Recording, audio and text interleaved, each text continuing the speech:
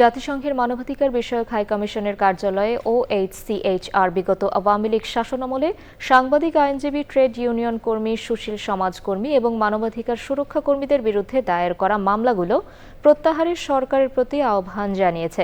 জাতিসংঘের মানবাধিকার বিষয়ক হাই কমিশনার OHCHR এর কার্যালয় গত 12 ফেব্রুয়ারি জেনেভা অফিস থেকে 2024 সালের জুলাই ও আগস্ট মাসে বাংলাদেশে বিক্ষোভের সঙ্গে সম্পর্কিত মানবাধিকার লঙ্ঘন ও নির্যাতন শীর্ষক তথ্য অনুসন্ধান প্রতিবেদন প্রকাশ করে।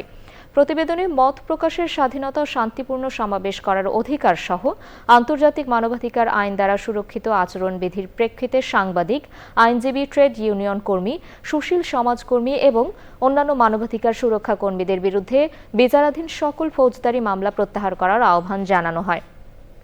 রাষ্ট্রীয় নিরাপত্তা বাহিনী কর্তৃক নাগরিকদের ওপর নজরদারি সম্পর্কে একটি স্বাধীন গণতদন্ত শুরু করা এবং তদন্তের ফলাফল প্রকাশ করারও আহ্বান জানিয়েছে জাতিসংঘের মানবাধিকার বিষয়ক হাই কমিশন।